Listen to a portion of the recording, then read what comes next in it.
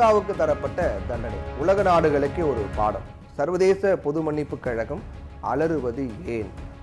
இந்தோனேசியாவில் ஒரு குறிப்பிட்ட மதம், அந்த மதத்தினுடைய கடவுளை அவதூறு செய்ததாக யூடியூபர் ஒருவருக்கு 2 ஆண்டுகள் 10 மாதங்கள் 2 வருஷம் 10 மாதங்கள் சிறை தண்டனை விதித்து இந்தோனேசிய நீதிமன்றம் தீர்ப்பு வழங்கியிருக்காங்க.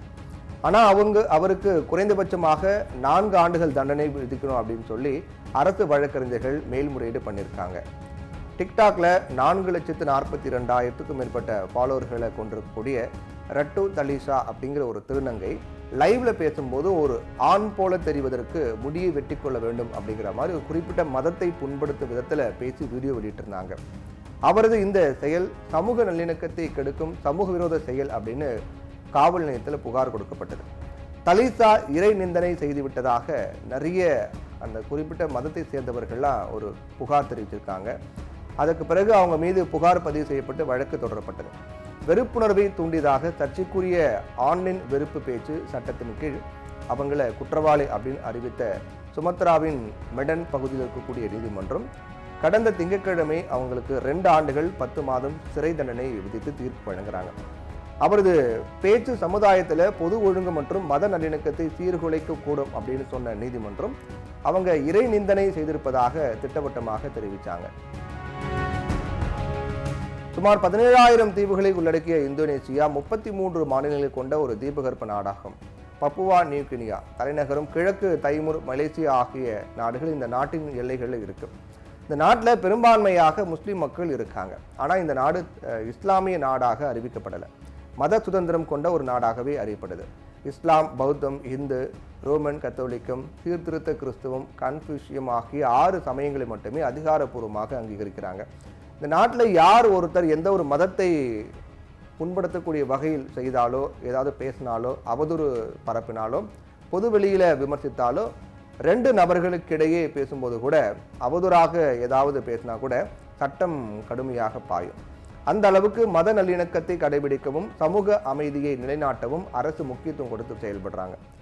இந்த நிலையில தான் சர்வதேச பொது மன்னிப்பு கழகம் தலிசாவுக்கு விதிக்கப்பட்ட தண்டனைக்கு எதிர்ப்பு தெரிவிச்சிருக்காங்க. வழக்கம் போல கருத்து சுதந்திரம் மீதான தாக்குதல் அப்படின்னு சொல்லியிருக்காங்க. பிறரை காயப்படுத்துதல், அவதூறு செய்தல், பிறரது வழிபாட்டு கடவுளை கேலி செய்தல், இது எல்லாமே கருத்து சுதந்திரம் அப்படின்னு சர்வதேச பொது மன்னிப்பு கழகம் சொல்லுமே. ஆனால் எந்த ஒரு நாட்டிலும் சமூக அமைதியே இருக்க முடியாது அப்படிங்கிற நிலை தான் உருவாகும்.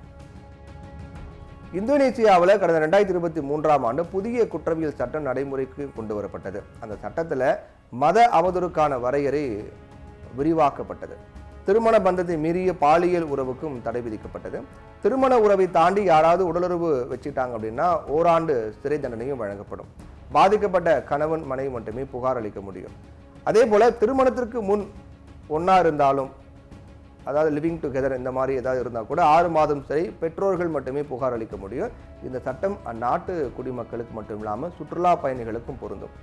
இந்தோனேசியா தன்னுடைய சமூக நல்லிணக்கத்தை பாதுகாக்கவும் சமூக அமைதியை நிலைநாட்டவும் மத சுதந்திரத்தை பேணி காக்கவும் நிறைவேற்றிருக்கக்கூடிய இத்தகைய சட்டத்தின் மூலமே தலிசாவுக்கு தண்டனை வழங்கப்பட்டிருக்கு. அவங்க மீது மட்டுமல்ல, இந்து கடவுளை அதாவது 10 மலை தைப்பூசத்தை விமர்சித்த யூடியூபர்கள் மீதும் வழக்கு பதிவு செய்ய நடவடிக்கைகள்லாம் எடுக்கப்பட்டு வருது. எந்த மதமாக இருந்தாலும் பாகுபாடு இல்லாமல் இந்தோனேசியாவில் அங்கீகரிக்கப்பட்டிருக்கூடிய பின்பற்றக்கூடிய மதங்களில் எந்த மதமாக இருந்தாலும் அந்த மதமோ அந்த மதத்தை சார்ந்த வழிபாட்டு முறைகள் குறித்தோ விமர்சித்தால் அவங்க மீது கடுமையான தண்டனை விதிக்கப்பட்டு வருது.